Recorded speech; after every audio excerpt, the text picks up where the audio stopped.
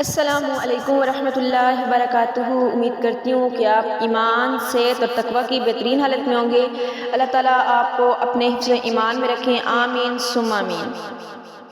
آج نماز کا بیان مشکوٰۃ شریف حدیث نمبر 564 میں سے سیدنا ابو ہریرہ بیان کرتے ہیں کہ رسول صلی اللہ علیہ وآلہ وسلم نے فرمایا، جب کبیرہ گناہوں سے بچا جائے تو 5 نمازیں، جمعہ دوسرے جمعہ تک اور رمضان دوسرے رمضان تک آنے والے صغیرہ گناہوں کا کفارہ ہے۔ سیدنا ابو ہریرہ بیان کرتے ہیں کہ رسول صلی اللہ علیہ وآلہ وسلم نے فرمایا، مجھے بتاؤ، اگر تم میں سے کسی شخص کے گھر کے سامنے نہر ہو اور وہ ہر روز اس میں 5 مرتبہ غسل کرتا ہو تو کیا اس کے جسم پر کوئی میل باقی رہ جائے گی؟ صحابہ نے عرض کیا، اس کے جسم پر کوئی میل باقی نہیں رہے گی۔ تو آپ صلی اللہ علیہ وآلہ وسلم نے فرمایا، یہی 5 نمازوں کی مثال ہے۔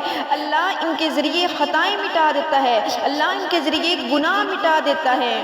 اور ایک دوسری روایت میں ہے کہ ابن مسعود بیان کرتے ہیں کہ کسی آدمی نے کسی عورت کا بوسہ لے لیا، پھر اس نے آ کر نبی کریم صلی اللہ علیہ وآلہ وسلم کو بتایا تو اللہ تعالیٰ نے یہ آیت نازل فرمائی،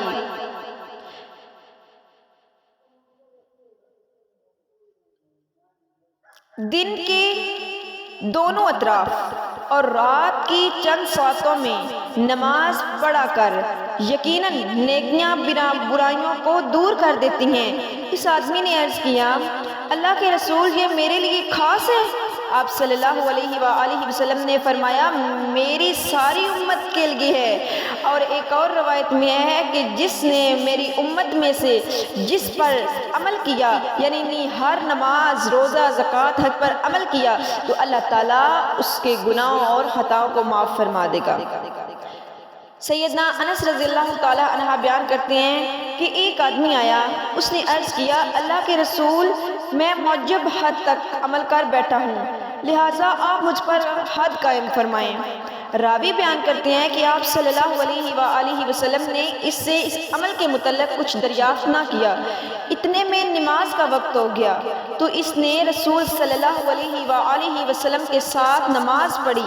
جب نبی کریم صلی اللہ علیہ وآلہ وسلم نماز ادا کر چکے تو وہ آدمی کھڑا ہوا اور عرض کی، اللہ کے رسول، میں نے ایسا کام کیا ہے کہ حد کو پہنچ چکا ہوں، لہٰذا آپ میرے متعلق اللہ کا حکم نافذ فرمائیں۔ تو آپ صلی اللہ علیہ وآلہ وسلم نے فرمایا، کیا تم نے ہمارے ساتھ نماز نہیں پڑھی؟ اس نے عرض کیا، جی ہاں۔ آپ صلی اللہ علیہ وآلہ وسلم نے فرمایا، اللہ نے تمہارے گناہ یا تمہاری حد کو معاف فرما دیا ہے۔ سبحان اللہ۔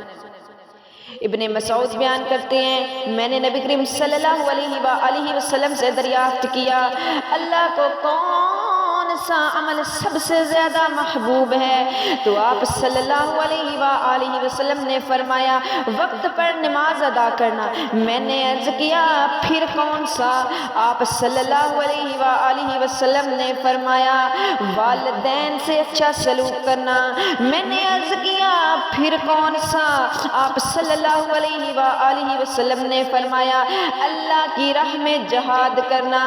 سیدنا ابن مسعود بیان کرتے ہیں، آپ نے مجھے یہ 2 باتیں بتائیں، اگر میں مزید دریافت کرتا تو آپ مجھے اور بھی زیادہ باتیں بتاتے۔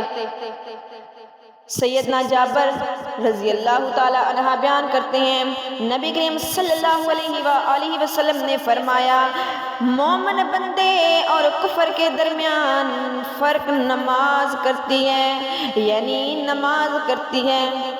اگر ہم مسلمان ہو کر بھی نماز نہ پڑھیں تو ہمارے اندر اور کفر کے درمیان میں کیا فرق رہ جائے گا؟ سیدنا عبادہ بن صامت بیان کرتے ہیں، رسول صلی اللہ علیہ وآلہ وسلم نے فرمایا، اللہ تعالیٰ نے 5 نمازیں فرض کی ہیں، جس شخص نے ان کے لیے اچھی طرح وضو کیا، انہیں ان کے وقت پر ادا کیا اور ان کے رکوع میں رکوع خشوع کو مکمل کیا تو اللہ اس کے لیے عہد ہے، اللہ کا اس کے ساتھ عہد ہے کہ وہ اسے معاف فرمائے گا، اور جس شخص نے ایسا نہ کیا تو اللہ سے اس کا کوئی عہد نہیں، اگر وہ چاہے تو اسے معاف کر دے اور اگر چاہے تو اسے سزا دے دے۔ یہ حدیث ہے احمد، ابو داؤد، جبکہ مالک اور امام نسائی نے بھی اس کی مانند روایت کی ہے اور اس کی سند حسن کی ہے۔ سیدنا ابو اسامہ بیان کرتے ہیں رسول صلی اللہ علیہ وآلہ وسلم نے فرمایا، اپنی 5 فرض نمازیں پڑھو، اپنے ماہ رمضان المبارک کے روزے رکھو، اپنے اموال کی زکوٰۃ ادا کرو اور اپنے امیر کی اطاعت کرو، تو اس طرح تم اپنے رب کی حاجت میں یعنی اپنے رب کی جنت میں داخل ہو جاؤ گے۔ عمرو بن شعیب بیان کرتے ہیں اپنے والد سے اور وہ اپنے دادا سے روایت کرتے ہیں کہ انہوں نے کہا، رسول صلی اللہ علیہ وآلہ وسلم نے فرمایا، جب تمہارے بچے 7 برس کے ہو جائیں تو انہیں نماز کے متعلق حکم دو، اور جب وہ 10 برس کے ہو جائیں اور وہ اس میں کوتاہی نہ کریں تو انہیں ان پر سزا دو اور ان کے بستر الگ کر دو۔ یعنی اب ہمارے بچے آج کل اسکول نہ جائیں، ٹیوشن نہ جائیں، ہمیں کتنی تکلیف ہوتی ہے، ہمارے بچے اسکول نہیں گئے، ہمارے بچے ٹیوشن نہیں گئے، ہم ادھر فیسز بھرتے ہیں۔ تو میری عزیزہ یہ بھی دھیان کر لیں تو اللہ کا کیا حکم آیا ہے، کیا ٹیچر بڑھی گئے اللہ سے؟ جب آپ کے بچے نماز نہیں پڑھ رہے، جب آپ کے بچے ان پیروکار پر عمل نہیں کر رہے، تو آپ کے بچے کیسے کامیاب ہوں گے؟ اور نہ ہی بچے آپ کی عزت کریں گے۔